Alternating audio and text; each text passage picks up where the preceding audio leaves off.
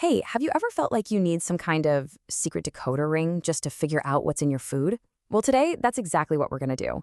We're cracking the code, figuring out the essential language of nutrition, and, what our bodies are actually asking for. I mean, we've all been there, haven't we? Staring at that panel of words and numbers on a food package, and it just feels like you're trying to read a foreign language. You know it's important, but what is it really telling you?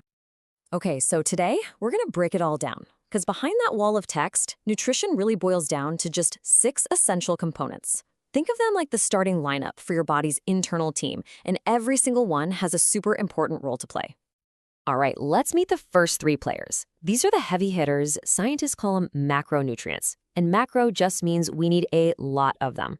And why is that? Well, because these are the guys that provide the actual fuel, the energy that powers your entire day. First step, carbohydrates. Now, think of these as your body's favorite go-to quick-burning fuel. Anytime you need an immediate energy boost, for a run or even just to think clearly, your body turns to carbs first. Every single gram gives you about 4 kilocalories of power. And by the way, a kilocalorie is just the sciencey term for what we all call a calorie. It's just a unit of energy, simple as that. Next up, we've got protein. So, if carbs are the gasoline, protein is like the engine and the frame of the car. These are the literal building blocks for your muscles, your organs, all the tiny little machines running your body's chemistry. Now, sure, in a pinch, they can be used for energy. They give you the same 4 kilocalories per gram as carbs, but that is absolutely not their main job. And we're going to see why that's so important in just a bit. And rounding out our energy crew, we have lipids, or as we usually call them, fats. Fats often get a bad rap, but they are so crucial. They're not just our long-term energy storage. They also cushion our organs, they help us absorb certain vitamins, and they even form the protective outer layer of every single cell in our body. Pretty important, right?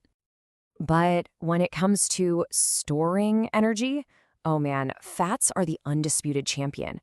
A single gram of fat packs a whopping 9 kilocalories of energy. That's more than double what you get from the same amount of carbs or protein. Just think about that. And you can really see that difference right here. Look at this. Carbs and protein, they're level at 4 kilocalories per gram. But then you see lipids just soaring up to 9. And that incredible energy density, that's exactly why fat is the body's favorite way to store energy for the long haul. So, we've met the energy providers. But here's the thing. They can't do their jobs alone. They need a support team. These next 3 nutrients, they don't provide a single calorie of energy. But I'm telling you, without them, all the complex processes in our body would just grind to a halt. And first and foremost, there's water. It is the most abundant thing in our bodies for a very good reason. I mean, it's the medium where all of life's chemical reactions happen. It hauls nutrients around, it regulates our temperature. It's basically the ultimate multitasker of our biology. Then we have minerals, okay? These are the raw materials, the actual elements that our bodies just can't make from scratch. We have to get them from our food. Think of calcium, building the very framework of our skeleton, our bones and teeth. Or iron, which is absolutely essential for our body's ability to make blood and carry oxygen. They're literally the nuts and bolts of our physical structure. And finally, we have vitamins. They're not fuel and they're not building materials, but they are the crucial regulators of the whole system. And just like minerals, our bodies can't make most of them, so they're essential to our diet. You can think of them like the keys that unlock thousands of chemical processes, making sure everything in your body runs on time. And what happens when a key is missing? Well, the whole system can start to break down.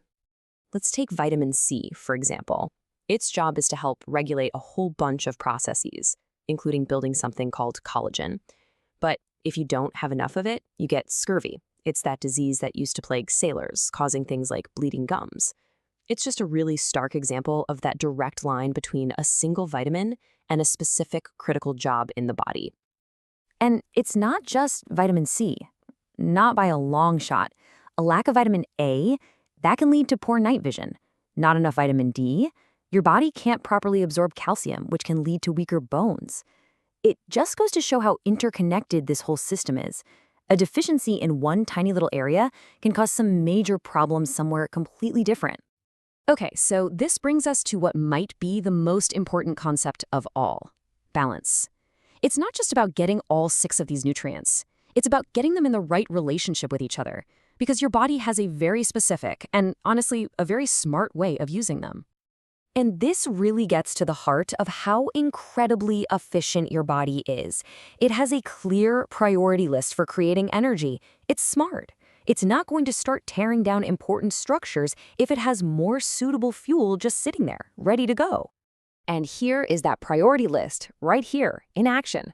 So, when your cells need energy, what's the first thing they do? They look for carbohydrates. They're just the easiest to burn. If those aren't available, okay, then the body dips into its energy savings account, the fats. And only, and I mean only, as an absolute last resort, when the other two options are gone, will it start breaking down proteins for fuel. And this is exactly why that order matters so much. Forcing your body to use protein for energy, well, it's like being so cold that you start burning your furniture to stay warm. Yeah, it works, it produces heat, but you're destroying the very structure of your house in the process. You're sacrificing your muscles and tissues.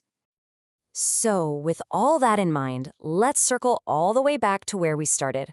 Let's take a look at that nutrition label one more time. See? It looks a little different now, doesn't it? These words, carbohydrates, proteins, fats, vitamins, they're not just some mystery anymore. You get it now. You've cracked the code. What you're reading is a story about the fuel and the tools you are about to give your body. And that leaves us with just one final thought. The next time you sit down for a meal, ask yourself this: what story is this food telling my body? Is it a story of balanced fuel and a strong support team? Or is it something else? The cool part is now you have the tools to read that story all by yourself.